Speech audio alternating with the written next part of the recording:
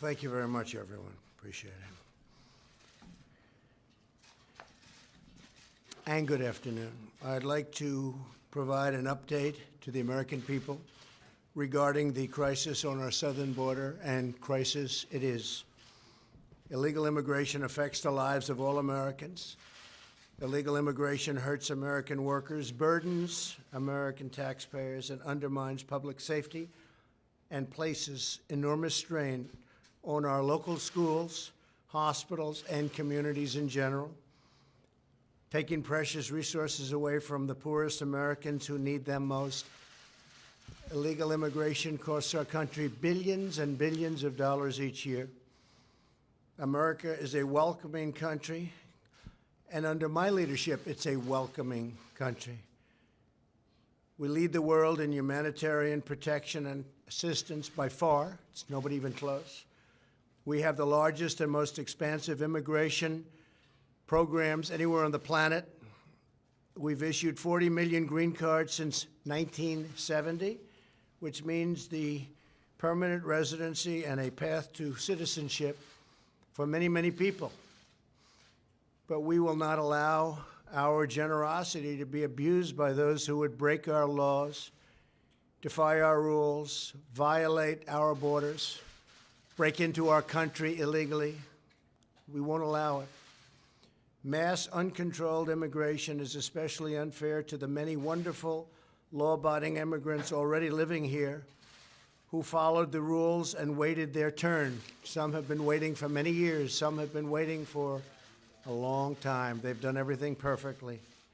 And they're going to come in. At some point, they're going to come in. Many cases, very soon. We need them to come in because we have companies coming into our country. They need workers, but they have to come in on a merit basis, and they will come in on a merit basis. The communities are often left to bear the cost and the influx of people that come in illegally. We can't allow that. There's a limit to how many people a nation can responsibly absorb into their societies. Every day, above and beyond our existing lawful admission programs, roughly 1,500 to 2,000 people try crossing our borders illegally. We do a very good job considering the laws are so bad. They're not archaic, they're incompetent. It's not that they're old. They're just bad. And we can't get any Democrat votes to change them. It's only the Republicans that are in unison. They want to change them. They want to make strong borders, want to get rid of any crime because of the borders, of which there's a lot. And we've done a great job with the laws that we have. We're moving in tremendous numbers of people to get out the MS-13 gangs and other gangs that illegally come into our country. And we're getting them out by the thousands.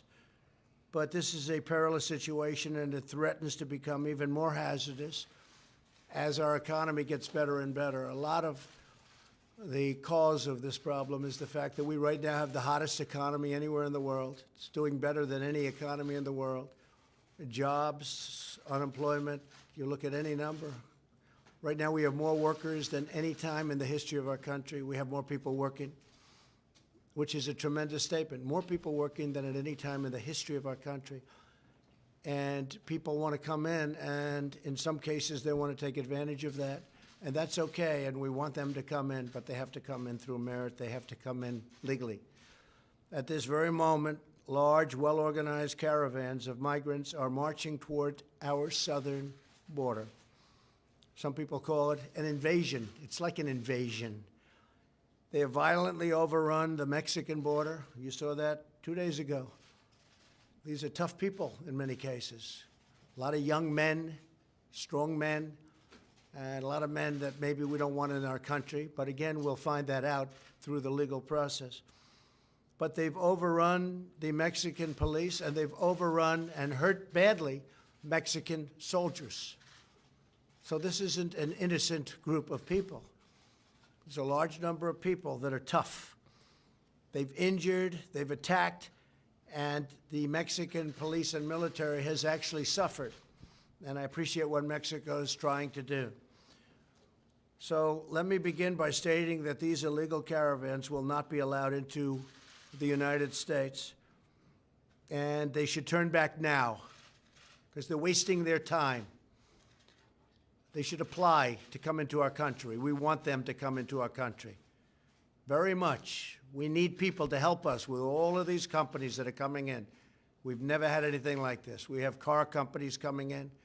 We have Foxconn, so involved with the manufacturing of Apple products, coming in Wisconsin. We have a lot of companies coming in, but they have to apply, and they have to be wonderful people that are going to love our country and work hard. And we've already dispatched for the border the United States military, and they will do the job. They're setting up right now, and they're preparing. We hope nothing happens, but if it does, we are totally prepared. Greatest military anywhere in the world, and it's going to be and is now in great shape, no longer depleted like it was when I took over as the President of the United States. The government of Mexico has generously offered asylum, jobs, education, and medical care for people within the caravan, but many members of the caravan have refused these offers, which demonstrate that these migrants are not legitimate asylum seekers. They're not looking for protection because if they were, they'd be able to get it from Mexico. Mexico has agreed to take them in and encourage them to stay. But they don't want to stay. They want to come into the United States. So this is no longer safety, and asylum is about safety. Asylum is not a program for those living in poverty. There are billions of people in the world living at the poverty level. The United States cannot possibly absorb them all. Asylum is a very special protection intended only for those fleeing government persecution based on race, religion, and other protected status. These caravans and illegal migrants are drawn to our country by Democrat-backed laws and left-wing judicial rulings. We're getting rulings that are so ridiculous, so bad, they're writing the laws. Can't do that. Collectively known as an example, catch and release. It's a disgrace that we have to put up with it. These policies lead to the release of illegal aliens into our communities after they've been apprehended. But we're not releasing anymore. Big change as of a couple of days ago. We're going to no longer release. We're going to catch. We're not going to release. They're going to stay with us until the deportation hearing or the asylum hearing takes place. So we're not releasing them into the community. We have millions of people that over the years have been released into the community. They never show up for the trials. They never come back. They're never seen again. And those people, they know who they are. And we know a lot of where they are, who they are, and those people will be deported, directly deported. The biggest loophole drawing illegal aliens to our borders is the use of fraudulent or meritless asylum claims to gain entry into our great country. An alien simply crosses the border illegally, finds a Border Patrol agent, and using well-coached language by lawyers and others that stand there and trying to get fees or whatever they can get, they're given a phrase to read. They never heard of the phrase before. They don't believe in the phrase. But they're given a little legal statement to read. And they read it. And now all of a sudden they're supposed to qualify. But that's not the reason they're here. This merely asserts the need for asylum and then often released into the United States, and they await a lengthy court process. The court process will take years sometimes for them to attend. Well, we're not releasing them into our country any longer. They'll wait for long periods of time. We're putting up massive cities of tents. The military is helping us incredibly well. I want to thank the Army Corps of Engineers. They've been so efficient, so good, so talented. We have thousands of tents. We have a lot of tents. We have a lot of everything. We're going to hold them right there. We're not letting them into our country, and then they never show up, almost. It's like a level of 3%. they never show up for the trial. So by the time their trial comes, they're gone. Nobody knows where they are. But we know where a lot of them are, and they're going to be deported. There are now nearly 700,000 aliens inside the United States awaiting adjudication of their claims. Most of these people, we have no idea how they got there, why they got there, and the number is actually going to be a much larger number as we look at all of the data. So if you look at just at a minimal number, it's the size of Vermont or bigger. And the overall number could be 10 million people, could be 12 million people, could be 20 million people. The record keeping from past administrations has not exactly been very good. As human smugglers and traffickers have learned how the game is played and how to game the system, we have witnessed a staggering 1,700 increase in asylum claims since the year 2010. They understand the law better than the lawyers understand the law. You have a lot of professionalism there. You have a lot of professionalism involved with setting up the caravans. You take a look at the way that's happening. Even the countries, you look at Honduras and El Salvador, and you look at what's happening at the different levels in different countries or what's happening on the streets. There's a lot of professionalism taking place, and there seems to be a lot of money passing. And then all of a sudden, out of the blue, these big caravans are formed, and they start marching up. They've got a long way to go. On average, once released, an asylum case takes 3.5 years to complete. Think of it. Somebody walks into our country, reads a statement given by a lawyer, and we have a 3.5-year court case for one person, whereas other people tell them, out, get out, just get out. Other countries, get out. We have a border, get out. We go through years and years of litigation because of the Democrats and the incompetent, very, very stupid laws that we have. They're the laughingstock all over the world, including the people that are marching up. They understand.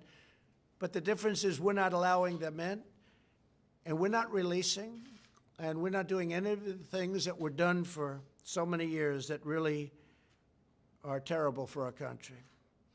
The overwhelming majority of claims are rejected by the courts, but by that time, the alien has usually long since disappeared into our country. So they never get to see the judge, they never get to have a ruling. They don't care because they're in the country and nobody knows where they are. All told, there are approximately 1 million aliens who have received final orders of removal. They've actually got final orders of removal. You don't have to go to a court anymore. The courts have already issued the orders of removal, and we've gotten a lot of them, but who remain at large in our country. So we're moving them out. This endemic abuse of the asylum system makes a mockery of our immigration system, displacing legitimate asylum seekers, and there are legitimate asylum seekers, while rewarding those who abuse or defraud our system, which is almost everybody. Everybody is abusing it and just doing things to our system which were unthinkable, I'm sure, even by the Democrats, who were largely responsible for getting it done. These individuals disrespect the foundations of American government by voluntarily choosing to break the law as their first act on American soil. Furthermore, contained within this giant flow of illegal migration to our southwest border is the movement of illicit and deadly narcotics. It's in the southwest. Most of it comes in. Nearly 100% of heroin in the United States enters through the southern border. Think of that, 100% almost of heroin comes in through the southern border, along with roughly 90% of cocaine and the majority of meth and a substantial portion of the ultra-lethal fentanyl killing our youth. The fentanyl is killing our youth. These drugs destroy the lives and kill much more than 70,000 Americans every single year. And the number goes up and up and up because we are so foolish with our laws that we allow this to happen. A death toll equivalent of the size of an entire American city every year. The current influx, if not halted, threatens to overwhelm our immigration system and our communities and poses unacceptable dangers to the entire nation. Have to have our borders. Can't let drugs come in. It's not just people. It's people, it's drugs, it's human traffickers. Human trafficking is now at the highest level in the world that it's ever been. That's because of the internet. Think of it, human trafficking. You think back 200 years, 500 years. Human trafficking, where they steal children, in many cases women, unfortunately. They steal women. They're human traffickers, the lowest scum on earth. The lowest scum on earth. And it's at a level that it's never been worldwide, never been at a level like this. If these caravans are allowed into our country, only bigger and more emboldened caravans will follow. And you see that's what's happening now. We have one that's coming up, and it's being somewhat dissipated as they march, but then other people are joining it. And then it gets bigger. And now, if you look back at Honduras and if you look at El Salvador, other ones are solving, and they're forming. They're forming. You have new ones that are forming.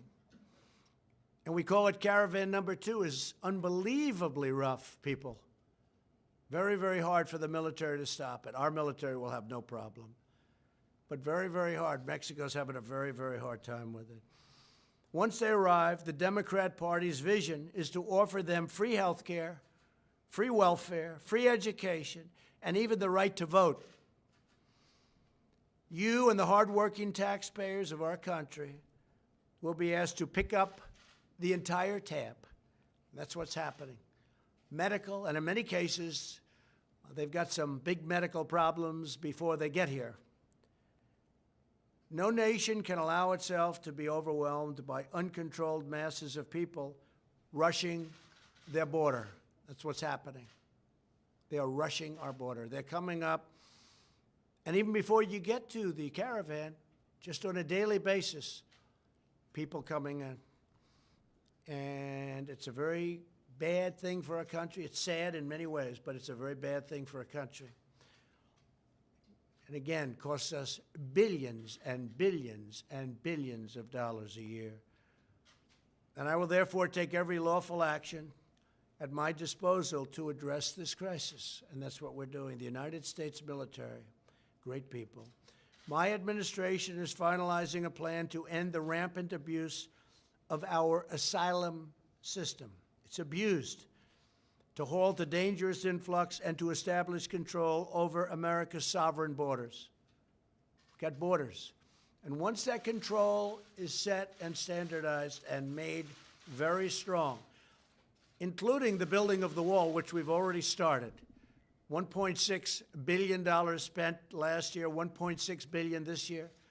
We have another 1.6 that will be coming, but we want to build it at one time. All it does is turn people in a different direction if you don't. We want to build it at one time. Under this plan, the illegal aliens will no longer get a free pass into our country by lodging meritless claims in seeking asylum. Instead, migrants seeking asylum will have to present themselves lawfully at a port of entry. So they're going to have to lawfully present themselves at a port of entry.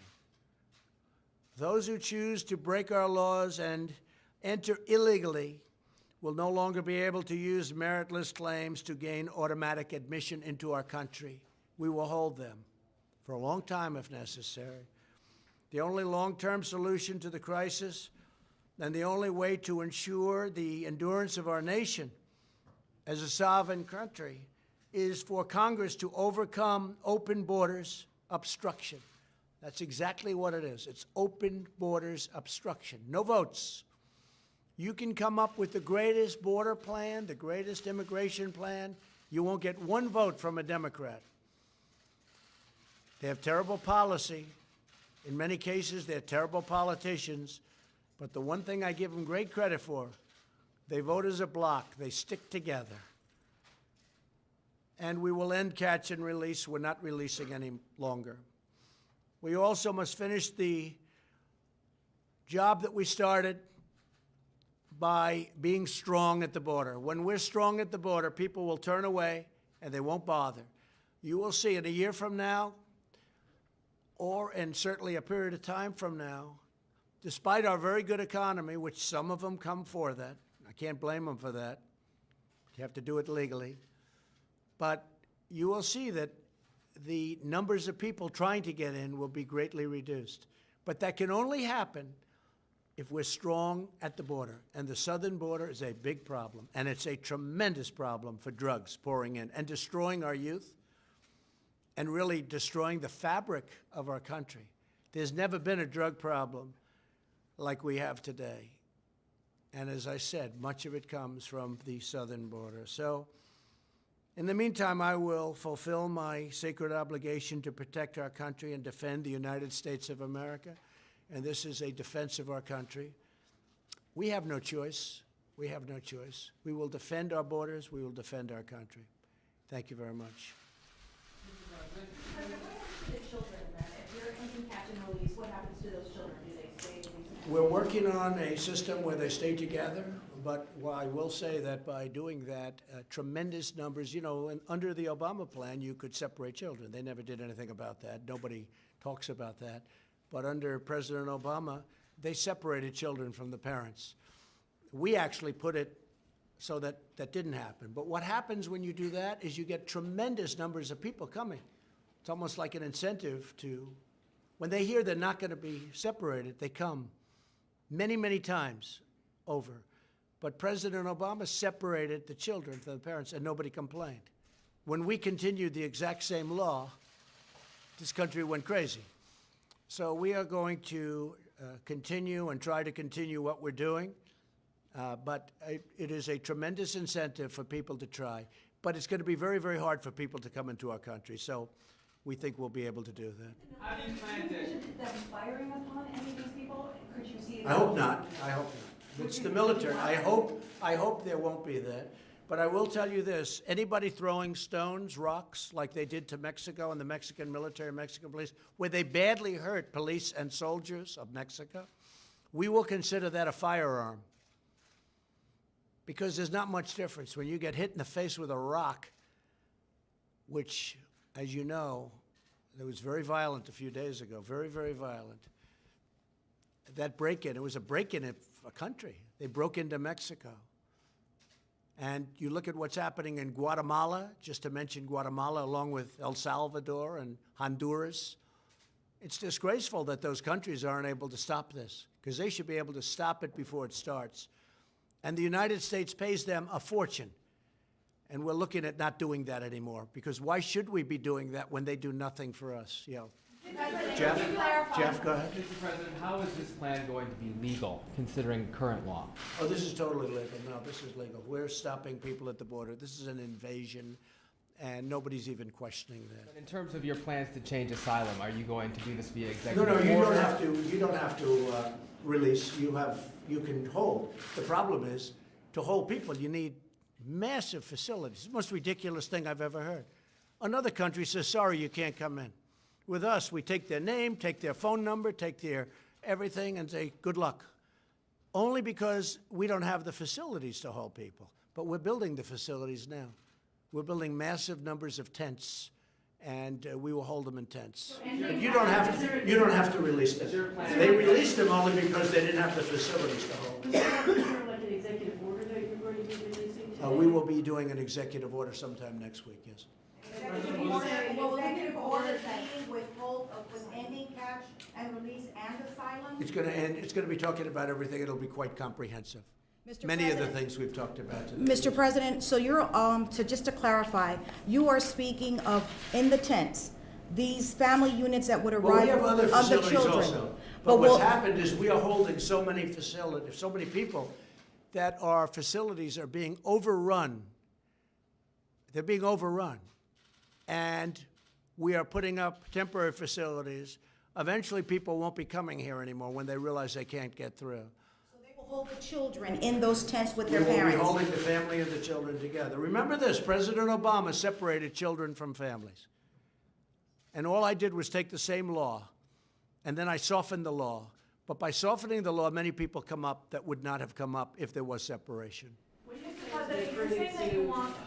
President, what do you say to the critics who think this is a political thing before the midterm? There's nothing political about a caravan of thousands of people and now others forming, pouring up into our country. We have no idea who they are. All we know is they're pretty tough people when they can blast through the Mexican military and Mexican police. They're pretty tough people.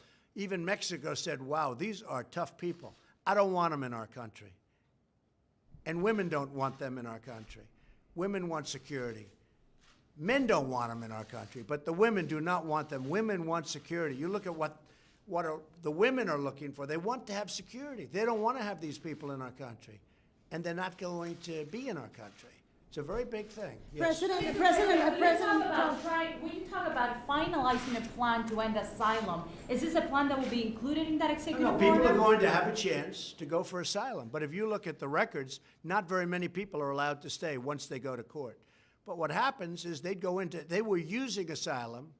First of all, they were told what to say by lawyers and others. Read this statement. You read the statement, and now you're seeking asylum. The whole thing is ridiculous, and we won't put up with it. President Trump, U.S. law and international law says that people who have valid claims have a right to seek asylum. So why would Well, why they're would going to go they to be? court. They're going to go to court, as crazy as it sounds. They're going to go, excuse me, ready? They're going to go to court, and a judge is going to determine. But usually when they go to court, they're deported. It just seems that most of the people are deported once they go. The problem is they never end up going to court because when they come in, they're told to come back in a year for a court case, and they disappear into the United States, never to be seen again. But the current laws But we're going doesn't to be, say about holding and they're people in given 10 cities. deportation notices. We will be deporting those people. But we're not for a changing law, a changing law. Rocks, rock throwing like that in Mexico would be sort of. We will consider that the maximum that we can consider that because they're throwing rocks viciously and violently. You saw that 3 days ago, really hurting the military. We're not going to put up with that. They want to throw rocks at our military fights back. We're going to consider it, and I told them, consider it a rifle. When they throw rocks like they did at the Mexico military and police, I say, consider it a rifle. Jeff? Separate topic, sir. Did you offer Heather Nauert the job of UN ambassador? No, she's under very serious consideration. She's excellent. She's been with us a long time. She's been a supporter for a long time, and she's really excellent. So she's under very serious. We'll probably make a decision next week. We have a lot of people that want the job, and there are a lot of really great people, but we'll be talking about that next week And sometime. did you see Oprah Winfrey's comments today? I didn't. What did she say? She was campaigning in Georgia at the same time that Vice President Pence was. At the same time as well? Excuse me, at the same time the Vice President Pence was encouraging people to vote and Well, that's okay. I mean, look, I was on Oprah's last week, the last week of her show. Oprah liked me very much. I've always liked Oprah. You know, Oprah's good, but the woman that she's supporting is not qualified to be the governor of Georgia by any stretch of the imagination. And I'll be in Georgia the next few days, and we have a tremendous, around Macon, we have a tremendous crowd already. Nobody has a crowd like we have because people want to see a great governor of Georgia. And I think Brian's going to be a great governor of Georgia. I think he'll be a fantastic governor. He's totally qualified. She is not qualified to be the governor of Georgia. She's not qualified. And Georgia's a great state. It's a great, great state. Take a look at her past, take a look at her history, take a look at what she wants to do and what she has in mind for the state. That state will be in big, big trouble very quickly. And the people of Georgia don't want that.